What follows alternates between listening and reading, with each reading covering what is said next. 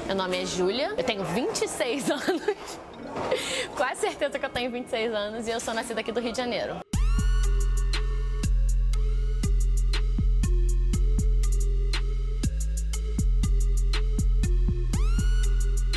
Eu cresci no bairro de Vila Isabel com a minha mãe, a minha irmã, a minha avó e meu tio. A minha infância ela foi muito boa, minha mãe era uma mãe ótima.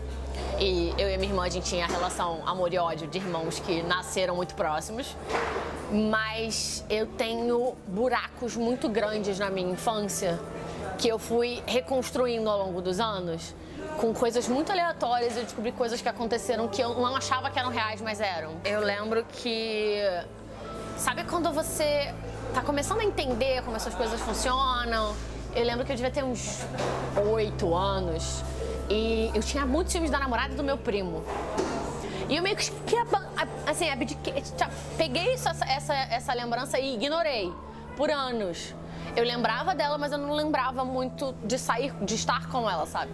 E aí, alguns anos depois, na terapia, eu comecei a conversar sobre o meu problema de possessividade quando eu começava a gostar de alguém. E eu percebi que a minha relação com ela era muito isso no passado. Mas eu não entendi o que estava acontecendo, porque eu era muito criança. Mas eu fui percebendo que isso foi recorrente na minha vida. Eu sempre achei que eu era meio diferente porque eu não me interessava pelas coisas da maioria das minhas amigas. Eu era muito distante da maioria delas, mas eu gostava muito delas. Mas eu nunca sofri bullying porque, ao mesmo tempo que eu era muito diferente delas, elas me reconheciam como diferente, mas elas me reconheciam como amiga delas.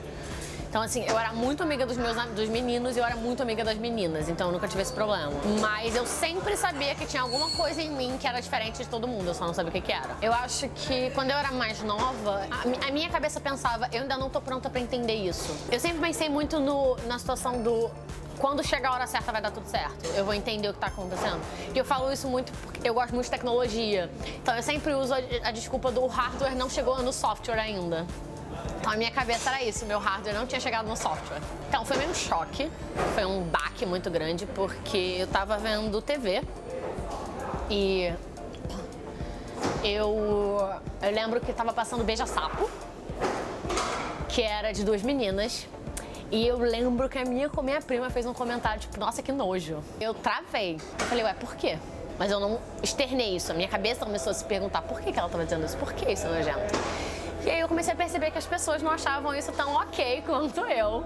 Porque eu nunca tinha parado pra pensar como as pessoas podiam ver certas coisas. Porque pra gente, o que a gente tá tendo, o que a gente tá passando é natural. Todas as dificuldades que tem na minha cabeça, eu sempre falava, não, assim, todo mundo passa por isso, então eu tenho que aguentar.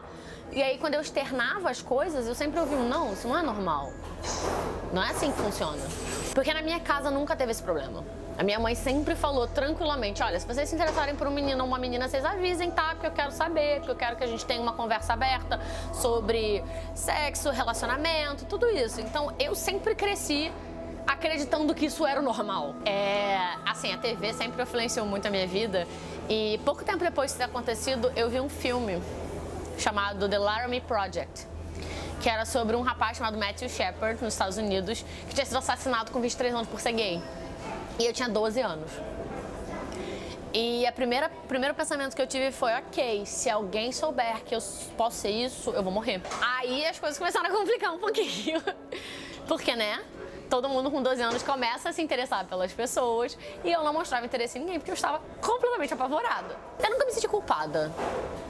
Culpa nunca foi um sentimento que mexia comigo. Eu me sentia com medo. Eu me sentia com medo da sociedade. Questão religiosa sempre foi ok. Nunca tive nenhuma coisa dessa. Assim, quando eu percebi que eu era lésbica, na verdade, eu tive aquele momento do tipo, ok, eu tenho que escolher ser feliz ou continuar indo à igreja, que minha família sempre foi e que acredita que se eu for assim eu vou pro inferno. Então eu escolho ficar bem. Deus tá ali, eu tô aqui, a gente se entende. E isso sempre foi o meu pensamento, desde a adolescência. Culpa eu nunca senti, mas eu fiquei com medo. Eu fiquei com medo da reação. Assim, eu fiquei com o menino antes de ficar com qualquer menina, porque eu tinha que ter certeza que era isso que eu não queria mesmo. Porque todo mundo sempre dizia isso, né? Então a gente vai lá. E foi horrível, porque eu não estava afim, porque não é o que eu queria. Eu só estava fazendo por imposição da sociedade. Então caguei pra sociedade, não vou fazer isso. E aí depois disso, eu virei praticamente celibatária por muito tempo. E antes de ficar com esse menino, eu tive uma conversa pela internet com um amigo de uma amiga minha. E eu falei sobre as minhas questões, sobre eu achar certas coisas que eu não conseguia pensar fora dessa realidade. E ele falava, não, cara, eu tenho, tipo, amigas que namoram e elas estão de boa, sabe? Dá pra ficar bem.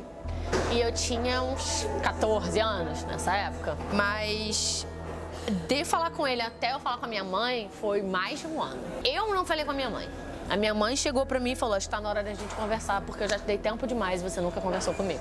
Eu tava em Niterói com ela, conhecendo a casa de um sobrinho do meu padrasto.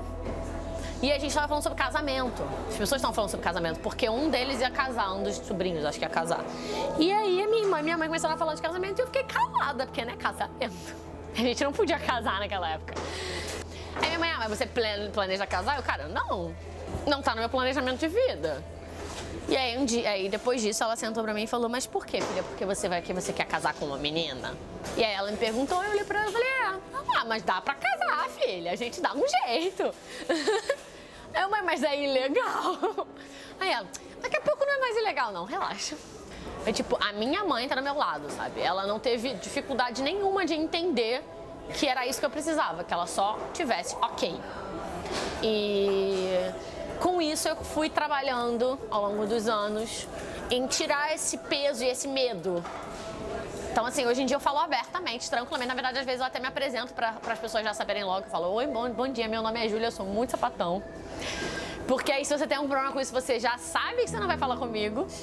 Mas foi um processo muito longo da minha família, assim, me mostrando que estava ok pra eu parar de ter medo. Mas, assim, eles têm medo por mim hoje em dia. Se você tem uma mãe tão maneira quanto a minha, você tá com muita sorte. Então, você senta e conversa com ela. Porque se a sua mãe tá preparada pra abraçar a sua comunidade porque você tá nela, vai ser muito bom pra você. Porque você não vai se sentir sozinha.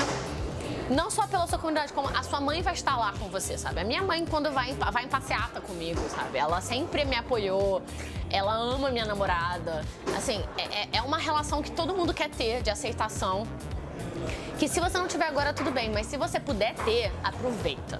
Porque o mundo vai ser sempre masculino e ele vai ser sempre voltado para o masculino. Então, se você não tem nada do masculino, você é só dispensável.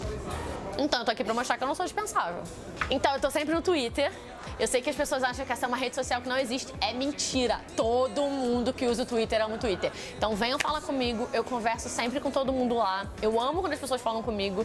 Se você não pode usar o Twitter, mas você pode usar o Instagram, pode falar comigo pelo Instagram também. Eu já fiz várias amizades pelo Instagram com pessoas que precisavam conversar. E eu vou ser sempre aberta pra conversar. O meu Twitter, ele parece meio violento, mas ele é muito legal. É GoAway_Beach. Pois é, ele é meio violento. Aí eu falo pras pessoas pra elas me procurarem pelo nome e tal. Mas tudo bem. E o meu Instagram é New_Lands, que é o meu sobrenome dividido. Então, gente, não esquece de curtir esse vídeo. Obviamente já são inscritos, mas se não for, inscreve nesse canal maravilhoso e comentem aqui as histórias de vocês. Eu volto aqui pra conversar com quem quiser conversar comigo e estaremos sempre dispostos. Essa é uma história que podia ser